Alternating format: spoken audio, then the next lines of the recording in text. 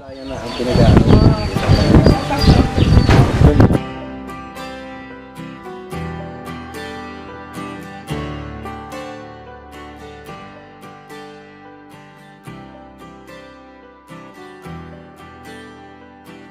Siya si Mang Rick, isang magsasaka sa Talavera, Nueva Ecija na naperwisyo ng namamarako, isang sakit sa ampalaya. Kwento niya, 13 taong inuubos ng namamarako ang kanyang mga pananim na ampalaya. Unang nadiskubre ang sakit na ito taong 1972 sa Pransya, at hanggang ngayon ay nananatiling problema ng mga magsasaka sa Pilipinas sa mga lalawigang La Union, Cavite, Bulacan, Quezon at Nueva Ecija.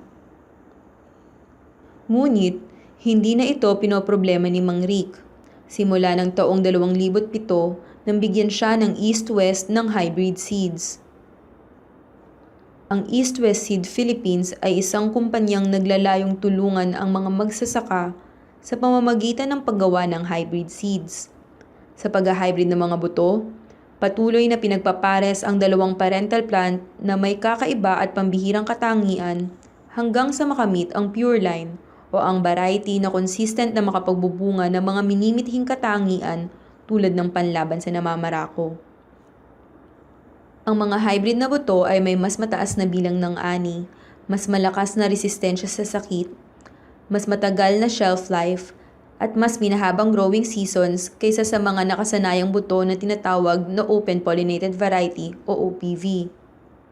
Ang mga bunga mula sa OPV ay hindi makapagbibigay ng 100% ng mga minimithing katangian tulad ng sa hybrid na mga buto sapagkat hindi ito nagmula sa parental plant na may pure line.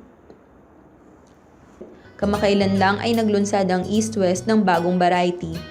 Ito ay ang Dulce, isang variety ng melon. Tinalakay sa paglulunsad na ginanap sa Talavera ang kaibahan ng Dulce sa melong OPV. Taglay nito ang 4 na nabanggit na katangian ng mga hybrid na buto. Kitang-kita sa itsura pa lang ang pagkakaiba ng melong OPV sa Dulce o melong hybrid. Nagkaroon din ng libreng patikim ng Dulce para sa halos 30 magsasakang dumalo. Bukod sa pag-hybrid ng mga buto, may iba pang mga prosesong ginagamit ng East-West upang makatulong sa pagsasaka. Isa rito ang rootstock grafting o ang pagdudugtong ng dalawang sanga ng magkaibang halaman upang makagawa ng nais na bunga na hindi kalimitang makukuha dahil sa panahon. Isang halimbawa ay ang kamatis. Ito ay madaling masira tuwing tag-ulan. Kaya naman idinugtong ito sa puno ng talong na mas tolerant sa baha, may mas malawak na ugat, at mas tolerant sa sakit ng mga kamatis. Kamakailan lang ay nagbabala ang pag-asa ukol sa matinding El Nino na tatama sa bansa bago matapos ang taon, na maaaring magtagal hanggang Hunyo sa susunod na taon. Ang drip irrigation system, isang makabagong teknolohiya ng East-West ang solusyon dito. Sa pamamagitan nito, makatitipid ng halos 80% ng tubig sapagkat ang patuloy na pagpatak ng tubig ay direktang pumupunta sa pananim, hindi tulad ng sa nakasanayang pagdidilig na maraming natatapong tubig. Sa panahon naman ng tag-ulan, isa ang onion tunnel system sa mga teknolohiyang ginagamit ng East-West. Nagsisilbing proteksyon ng mga sensitibong sibuyas sa malakas na buhos ng ulan ang tila malalaking payong na ito na gawa sa kawayan at plastik. Hindi natatapos ang pagsisilbi ng East-West sa pagbebenta ng mga hybrid na buto at mga bagong teknolohiya. Tinuturuan din nila ang mga magsasaka pati ang mga kabataan ng pagtatanim sa pamamagitan ng mga training at seminar. Nagdaraos din sila ng mga pagtitipon na tinatawag nilang farmer meeting upang makapagpalitan ang mga magsasaka ng kani-kanilang mga kaalaman at suhestyon tungkol sa kani-kanilang mga produkto. Hybrid vegetable seeds, rootstock grafting, drip irrigation system, at onion tunnel system. Ilan ito sa mga inobasyong na ibahagi na ng East-West na tiyak na makatutulong sa mga magsasaka. Samantala, hindi pa lahat naaabot ng serbisyo ng East-West, kaya naman patuloy pa rin ang paghihirap na nararanasan ng mga magsasaka. Makikita sa website ng Philippine Statistics Authority ang press release na nilabas nila noong nakaraang taon.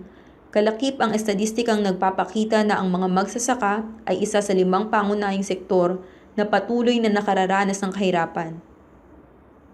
Sa mga taong 2006, 2009 at 2012, halos walang pagbabago ang poverty rate ng mga magsasaka na nasa 38%. Ayon sa marketing manager ng East West Seed Philippines na si Dominic Sarquinia, see a doctor once a year, a dentist probably twice a year. But a farmer, we need them 3 times a day. dagdag niya, We are actually serving the most underserved sector of our community, which is the farmers. at dahil sa kagustuhan ng East-West na patuloy na tulungan ang mga magsasaka, patuloy ang kanilang pananaliksik ng makabagong mga pamamaraan. Isa sa mga pinag-aaralan nila ngayon ay ang Genetically Modified Organisms o GMO. Ipinaliwanag ni Sarquinia ang kaibahan ng ginagamit nilang hybrid sa GMO. Aniya, ang GMO ay isang uri ng hybrid na gumagamit ng 2 magkaibang species, isang bakterya at isang plant. Samantala, ang ginagamit naman nila ay ang natural na hybrid, kung saan 2 plant species ang pinagsasama. Bagamat nanindigan si Sarquinia na hindi sila gumagamit ng GMO, sinabi niya na hindi nila sinasarado ang pinto nila para dito.